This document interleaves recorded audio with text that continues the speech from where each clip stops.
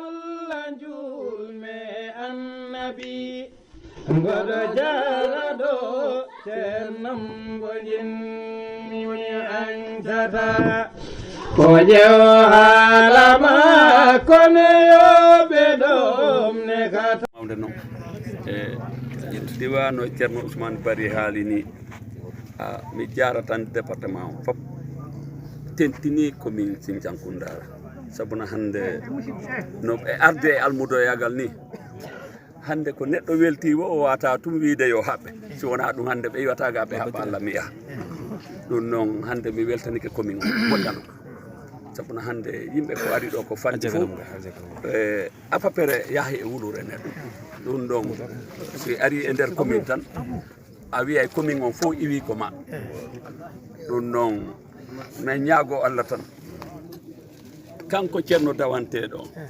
na ceerno wona dawanede neɗɗo ko hoore mum woni dawande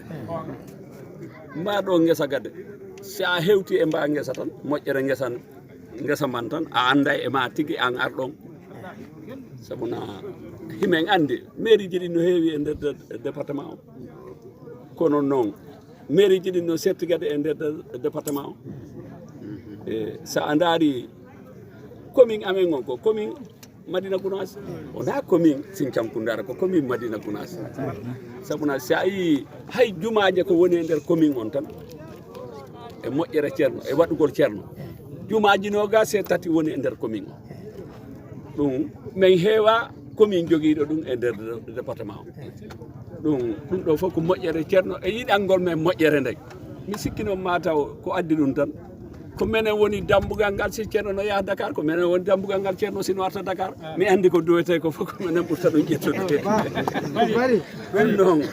min wi on bisimilla onon arɓe e dawol ngol fof e min ñaago tan ceerno Siradio Sabuna Tall e ko min ari e dawol ngol fof ko ɗo min tawata ala nangue ala ndiyam ala ɗonka ala heege ko minen wonata e maɓɓe ɗum noon mo yanggani ka jinnaɗo mum bonata tentini kanko heeɓi changé hino ceerno hino jinnaɗo kanko duwa on o gaynata ɗum nawde ɗum ko yettere Allah tigui e min jara tan kadi mairie mo wonduɓe ɗo on Maliki Dia Kanja no anda Kanja no woɗɗi kono andi e makko on no e nder Madina Gounass sabuna kala ko arrêté o tawete kala ko watte gade o tawete min jarimo hen kaddi jarugol ko minen woni jatiguiɓe kala arɗo e nder commune Madina Gounass ko minen woni jatiguiɓen ɗo e gade mi jara tan ceerno Ousmane Bari no haaliri ni tan e ceerno hande sa ari e mbaɗo ngesa tan e sa fuɗɗi remude tan a sikkay ko guete to wonɗa remude ha ɓantoɗa tawa ko kaba wonɗa remude ɗum gade ko do waccano to wonde ɗum noon menen de dal min heeɓi hen weltare mawde min ñaagui noon département o pap e goto fof yo tinnano hoore mum dawol ceerno ngol ko goto fof tinnano hoore mum dawol ceerno ngol na wiye to ɗum gade aari arɗo wo yo owlu toon de kala dawɗo yo owlu ko dawol makko ko ɗum gade ɓurta heɓude moƴƴere wota wi tan a dawi ya walle tan no arda ha yiya ngesa mba ala ɓeydu doole ma ɓaya ari e ngesa ma ɓeydu junggo ma toon ha ande eyyi almudo on ari e ngesa ceerno mum o ɗum noon e simi wi lan haala ɗo affaire ceerno tan mi haala ha mi yawta ko foti mi haalde toon on jarama alhamdulillah jetti Allah no fewi kanko mbawɗe wallude wawde arde e ndeɗo teppere ha wawa arde ɗo guesa ceerno ɗo wawa timminde dawol ceerno en jettimo kanko Allah balluɗi en ha ɗum wawi wonde e mi jaari commune Kanja o commune Badion commune Mampatine ɓe foof hande min arde e mabɓe ɗo e doole ɓe gaddi minen garɓe ɓe noon komin nulaɓe e diɓe caggal garani ɓe ɓuuri sohlude wawde arde e diɓe caggal garani ɓen ɓuuri sohlude yidde arde ɗo kono ko min Allah hoddiri arde min longtoɓe ɗo ceerno ɗo min longtoɓe e dawol ngol min longtoɓe e jurmo wuuri o woni lawol amen ɗo hande e komin jiɗɗi foof wona commune Kanja tan min gardi commune ji ɗi kontomi ɗo ɗi commune Mampati commune Badion commune Kandia minen fof ngari ɗo min ngari ko salminde e juurade e wadde julde mo wuuri e remde guesa ceerno ba ɗum min mbowi wadde hitande fof ni hitande fof ɗum no ene waɗe ɗum noon kamɓe garɓe ɓe miɗo nen jaraɓe miɗo weltaniɓe e heddiɓe toon garani ɓe kadi jinnoɓe arde tawde minen emin goɗɗi transport o waɗat probléme ko rondoto yimɓe adde ɓe ga nawtaɓe ko weeɓani sofiraɓe kadi noon miɗo ni jaraɓe par ce que ko jobdi ni kono ko jobdi gondude e ballal barkalla e ceerno barkalla e dow ceerno ɗi ala fof komin gimmanto tawa ene tiiɗi ɗiɗo otoji ko hanki tan min kalani ɓe hanki tan min kalani ɓe ɓe mbaɗan men golle ɗe kadi hanki e ɗum andude ko webtinanede addi ha ɗum wawi wonirde noon e otoji tati woni hanki ko carte oto fof addata yimɓe capantati e jowo ɗum satti hanki joni noon woodi motoji e 3 ruuji ɗiɗi e moto vitesse ɗi gandiranta hedde sappo ene janti e ɗin ɗo otoji ɗum ɗo fof ari yante e oto am o hikka no yimɓe ma jaafo oto am kat o mo paani ko jippo tan no wawi adde ono wawi addude yimɓe hewɓe kono kam ko famɗe fof kam yimɓe temedere capanɗe jowo jiiwi toon to ɗiɗo commune ji gaari wadde dawol ceerno ngol ɗum noon eneni jaara Allah eneni jaara ɓen garɓe ɓe e ceerno o yaafo miɗo weltine jimmo nde miɗo welti somi yii ceerno tan sincèrement miɗo welti kala ko wonno e am iwat ha laaɓa ɗum ko noon Allah waɗi e am kala mo jiimi e moɗon tan a sikkat mo mbajjude waɗanno e hoore am tan goɗɗo tan itte ko noon wata e am ɗum noon ko hunde jettite Allah no fewi Madina Gounass ko Allah waɗi ɗo ko Allah waɗi ɗum ɗo kala jeeɗaɗo arana gueɗal mum eyyi ko Allah waɗi ɗum ɗo kala jeeɗaɗo arana gueɗal mum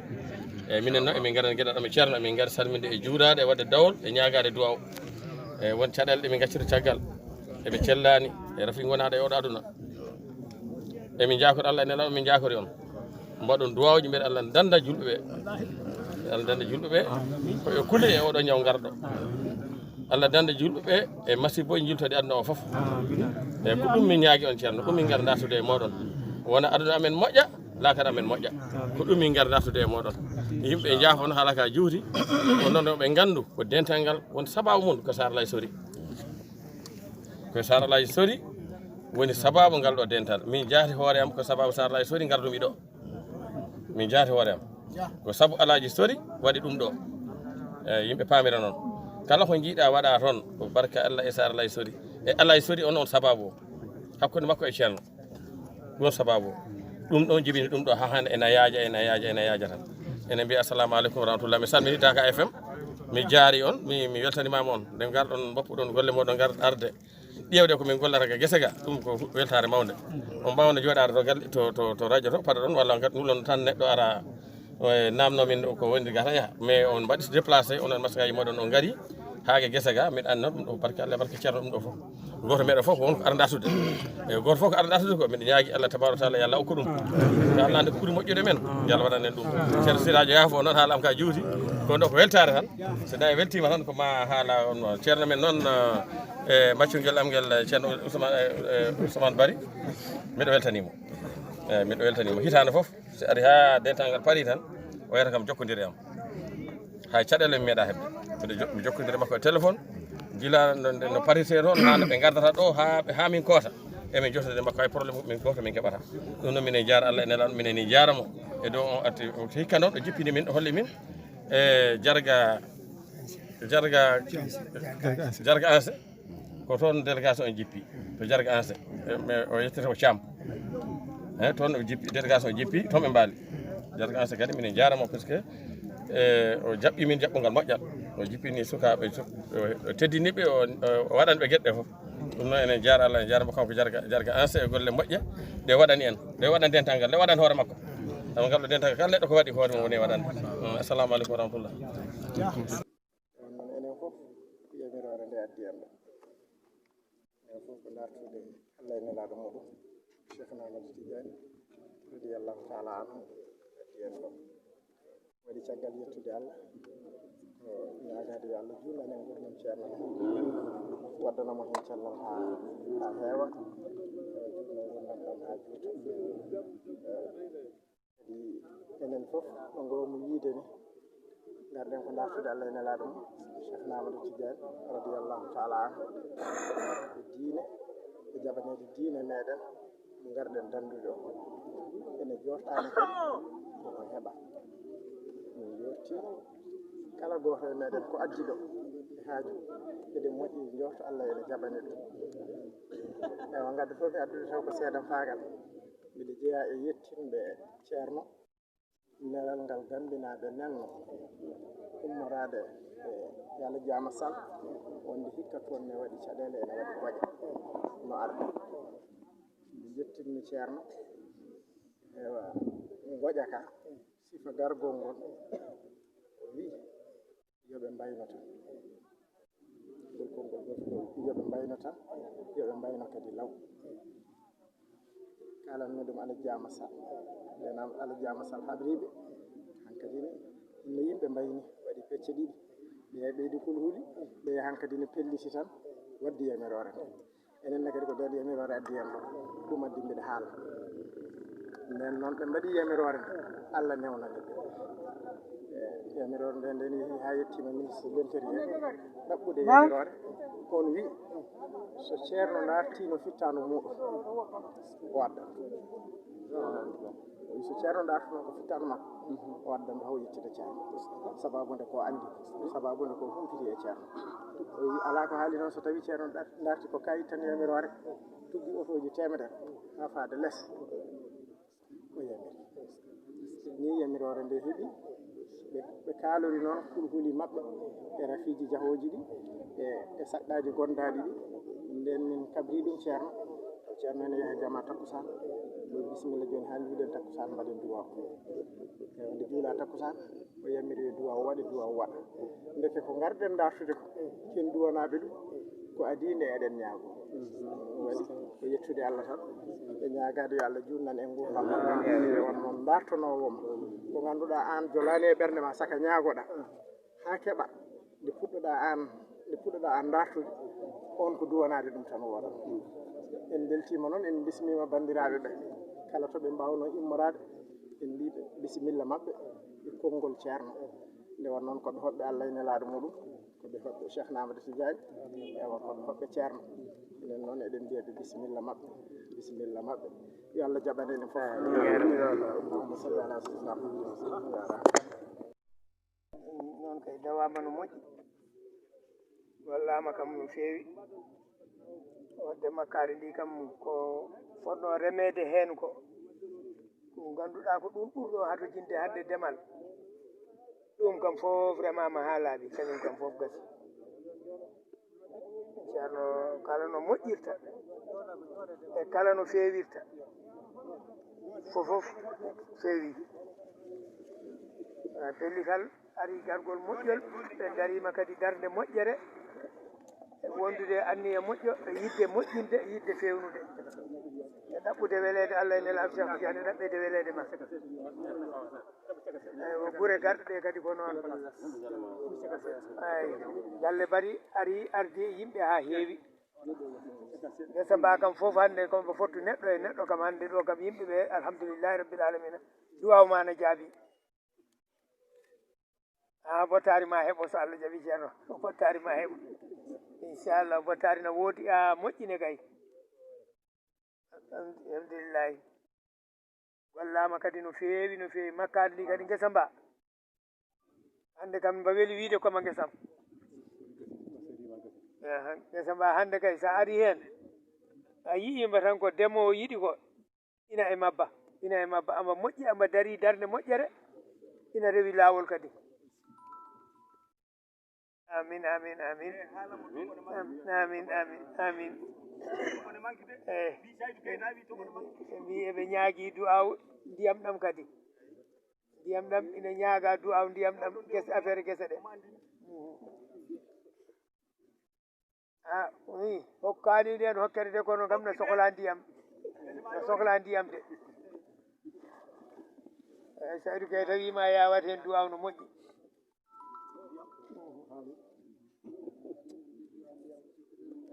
ceerno wi ina salmina dental ngal fofof ceerno wi ina salmina dental ngal fofof o wi o weltima no feewi. o wi o weltima no feewi. goto fof ma Allah rokku ɗum hunde fof. o wi goto fof ma Allah rokku ɗum hunde fofof. hunde fof ma Allah rokka ɗum nde ɗum heɓo. hunde fof ko ma Allah rokka ɗum nde ɗum heɓo. o wi ngol dawol eɗen gandi ko dawol sabu Allah e nelaɗo mum sallallahu alayhi wa sallam. o wi eɗen gandi ngol ɗo dawol ko dawol sabi Allah e nelaɗo mum sallallahu alayhi wa sallam.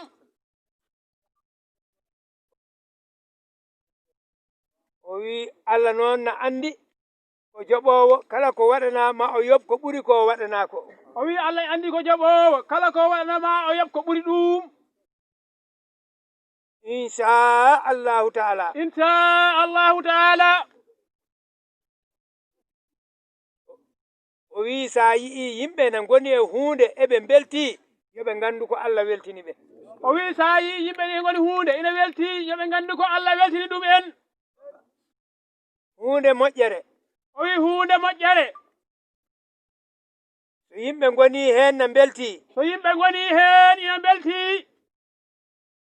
ko Allah de weltini ɓe. ko Allah weltini ɗum en.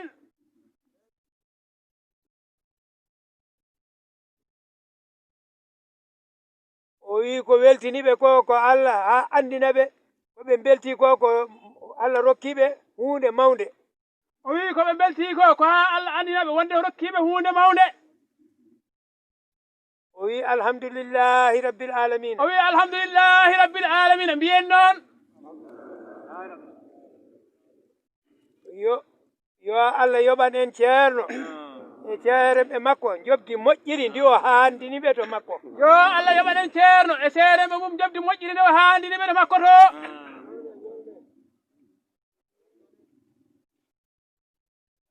o wi enen fof kadi Allah walli en ɓe kolli en no poɗɗen yaarude. o wi Allah walli en enen fof ɓe kolli en no poɗɗen yaarude. o wi seeremɓe ɓe kolli en no poɗɗen yaarude en jetti Allah en jettiɓe. o wi seeremɓe kolli en no poɗɗen yaarude en jetti Allah noon en jettiɓe. o wi ɓeyden tinnade e toppitade diine men no moƴƴi. o wi yen ɓeyden tinnade toppiteden diine men o no moƴƴi. o wi nehon sukaɓe ɓe e diine l'islam e sunna nelaɗo Allah sallallahu alayhi wa sallam. o wi nehen sukaɓe ɓe e diine nelaɗo Allah sallallahu alayhi wa sallam. e laawol cheikhana Ahmada Tidiani radiyallahu taala anhu. e laawol cheikhana Ahmada Tidiani radiyallahu taala anhu. jiɗanen ko emen ko jiɗanen julɓe ɓe fofof. ko jiɗanen ko emen ko jiɗanen ɗum julɓe ɓe fofof. jiɗodiren e koye men. jiɗodiren kadi e koye men. jiɗen julɓe ɓe fofof. jiɗen julɓe fofof. yo Allah jaɓan en yo Allah reen. yo Allah jaɓan en yo Allah reen. yo Allah moƴƴinan en ɓerɗe men. yo Allah moƴƴinan en ɓerɗe men. o jokkana en enɗameje meɗen. o jokkana en enɗameje meɗen. o yo Allah wat barke ƴiƴameje men e ɓesguji men e fagguduji men. yo Allah wat barke ƴiƴameje meɗen e ɓesguji meɗen e fagguduji meɗen fofof. o wi yo Allah waɗen heeriɓe almuɓe cheikhana Ahmada Tidiani radiyallahu taala anhu. yo Allah waɗen almuɓe cheikhana Ahmada Tidiani heeriɓe radiyallahu taala anhu. o wi yo Allah moƴƴinan en ndungu o waɗa hen barke. yo Allah moƴƴinan en ndungu o waɗa hen barke. o wi yo Allah waɗa leydi he kawral e deejre waɗa ɗum e leyɗele julɓe he fof. yo Allah waɗane e leydi he deejre e leyɗele julɓe he fof waɗa hen kawral.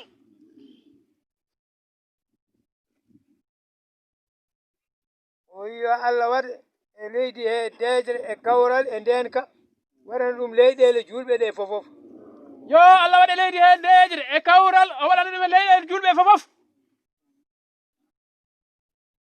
o wi enen fof gandu eɗen fatiha e salatul fatihi goto fof anni yo haaju mum goto fof yo anni haaju muɗum fatiha e salatul fatihi hamdande jettumi allah julme annabi ngoɗo jaraɗo ceernam goƴinmi ancata ko ƴew haala